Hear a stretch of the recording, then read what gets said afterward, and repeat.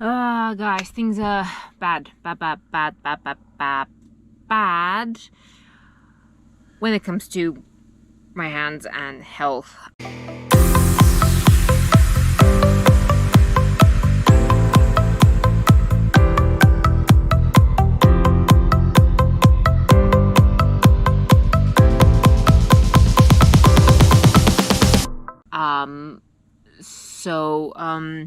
You know, maybe you don't know, God knows, algorithm knows, don't know whether you know this, but I don't know, March time, I flew back from Italy for 2 days to get a blood test, and because my hands were doing thingies, flaring up, going bonkers, and they're still doing so. It's been a huge roller coaster of me trying to control my hands and not tearing my skin off. And I don't think the camera's going to pick it up now because it is on the badness scale today. It's about a 3. So if you can imagine, there was like a 10 or 11 like in March when I sent the pictures. No, I will show you the pictures. That's, it's at the moment it's in the more control, but that's because I've been basically doctoring myself because I can't get to a doctor fast enough, essentially.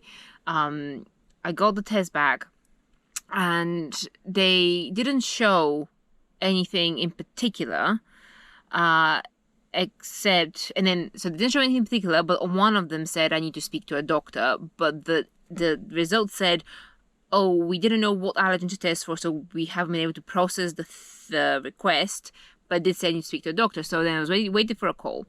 3 months later, I didn't have a call, and I called them and was like, hey, what happened? I said I need to speak to a doctor. I said, oh, I never made it to reception, something like that. And essentially, within 2 weeks after that, they managed to book me. Hallelujah! They booked me a phone call, a phone appointment 2 weeks after I called them. So that's like 3.5 months after the fact of that blood test, in which time I had reverted back to using steroid cream because I did not have a better option at that stage for my sanity.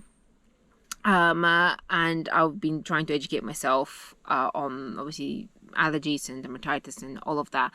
So that's kind of what's been going on. And then all they said during that phone call was, oh, okay, it says you need to speak to a doctor. This IgE level, which turns out is the level of, is it an enzyme that if it's elevated, it can show that your body's dealing with an allergic reaction. Well, maybe, quite possibly, you don't say. That was what I was thinking. I didn't say that. I was very polite on the phone. Maybe just a tad passive aggressive in my head. Sorry, they said that, and they said, have your hands been bad throughout this time? I said, yeah, they're still red, still bad. I said, okay, well, then you need to speak to a doctor. Yes, that'll be very, very, I appreciate that. That's kind of how that went, and they just, hung up. They did refer me, and now I keep getting periodic letters from the NHS just saying, so we are reviewing your referral, and if your referral does go through, you either get a call from this department or this department, I was like, okay, fine, but it says I don't need to do anything. Okay, then a week or two later, I get another letter saying, okay, your request has been sent to dermatology, and you don't have to do anything. We'll call you. Wait until September, whatever. And if we haven't called you, call us. And that's where we're at. In the meantime, I'm spiraling. Chemically speaking, my body is spiraling.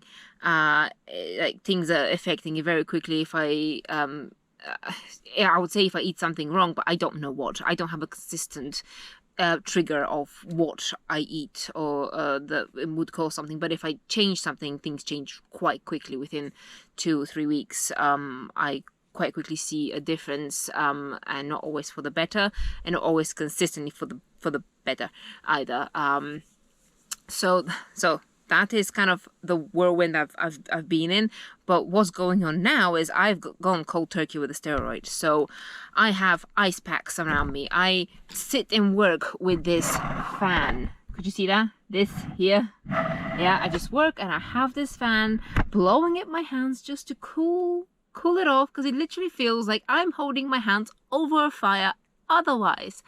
So that is great to deal with. And also I'm expected to seem sane and functioning during this time, and obviously we're building our business and talking to you guys and all of these stuff. I mean, that we've always, obviously at this point, maybe not obviously now, because this video will be releasing when we're releasing videos, but if you had noticed, we took a very long break from videos, and that would be kind of what's going on. And that's one reason why we're not really filming, because it's a lot to handle, you know, dealing with your health and trying to learn about nutrition and how things interact with what chemicals and hormone levels. So essentially, at the moment, since I can't get to a doctor fast enough, and to pay for one, I don't even know who to pay to help me with this. So we decided that nutritionally we're going to have to address this, and we are looking into how to limit my diet so we can try and find what's affecting us. And the current theory, based on observing my body, is that I may have histamine intolerance, which may be directly related to potentially estrogen dominance, aka I have too much estrogen in my body, which can be a cause of weight gain, which I have been going through the past year, because fat cells release estrogen, so that can increase your estrogen if you have too many fat cells, and that in turn can produce more histamines, and then histamines produce more estrogen, and then the cycle continues. So based on the fact that we cannot currently locate any food particular that is causing havoc, we decided that we're going to eliminate histamines from my diet, which brings me to this week. Right, to cut out histamines, if you look, if you just Google what foods produce histamines in your body, the list is super ridiculously long. It is so widespread that you're basically cutting out most things from your diet. So this week we're down to chicken, potato, and some vegetables, and some olive oil. And we're gonna take you on this week's culinary journey and tell you how this goes, and see if throughout this week my hands flare less. Because if histamine is a trigger, well, of course histamine is a trigger, because it's always histamines that cause that really reaction. But if I have heightened histamine, technically reducing histamine drastically for a week should show a significant improvement, hopefully. And in the meantime, I'll be continuing exercising and looking at losing weight, because I'm doing that. That's kind of the long-term game. But we need to see if nutritionally we can get my hands to chill, literally. So here is the plan. Let's cook and eat. Today's lunch is chicken, roast potatoes, and broccoli. It's amazing how you can make 3 ingredients look so different from day to day. What did you say? I was actually saying about the spices and everything on it. You know, there's only pepper, salt, garlic. I mean, actually there's this stuff as well that we're going to put on. There will be. It will be. No, keep things interesting. Indeed. How many ways can you cook your chicken? Or cook your potatoes. You know, yesterday we have boiled potatoes in the oven. You can do boiled potatoes on the hob. You can do roast potatoes in the oven. Possibilities are endless, or you would hope they are, because one does not have a choice. Master Chef. Yeah, it's not much. Lunch was a bit more. Well, it's missing the chicken, but there's potatoes, carrots, and some burnt green beans. And onion. But you know, charcoal is always good for digestion if things are a little bit loose. We may have cheated on the menu front on day 1, because yesterday on day 2, because we went out and got takeout, but I begged the the Greek kebab place. Just I can't eat the bread or the tomatoes at the moment or your lovely sauce. Could you just please give me a box of meat and chips? And they felt so sorry for me. They were like, really, is that all you want? I was like, well, I can eat the cucumber. So they just also put a little bit of cucumber in there. So it wasn't complete cheating, but it was quite salty, which kind of goes against the meal plan at the moment to try and get me balanced, so I can enjoy all the food in the world again like a normal human being. Not a normal human being, but the way I used the normal human being I was before. My hands started breaking out and general implosions in my body, whatever. You know what I mean. Any diet is normal as long as it's healthy. But yeah, so but thankfully I haven't had anything other than potatoes, chicken, carrots, and other sort of vegetable or fruit, and a fair amount of oats. So I decided to round off this health update video with another mini update, as it's been 2 months since the start of this video, and this has been a huge roller coaster for myself. My body has literally been put through the mill, and it's still going through it. I've been going through a lot of fatigue, nausea. I've been having basically flu symptoms. I looked like I was either crying all day or drugged at some point because my eyes went all red and my mouth skin started damaging. Essentially, my body has been falling apart, but it's not all bad news, right? Okay, so as we said, we were doing a low histamine thing, so it's a less inflammatory diet, and that worked out fairly well, in the sense that it did help us see when like flare-ups and attacks occurred. As you heard, we have theories about it being estrogen related and all of that, and we think that we are right. We have also consulted now with nutritionalist, who more or less confirmed the direction in which our self-diagnosis was going, and we're getting some help as to narrow down exactly what I should be putting in my body when, to try and stabilize me. So yeah, it's been. I'm hopeful. It's just literally this week I started the new diet.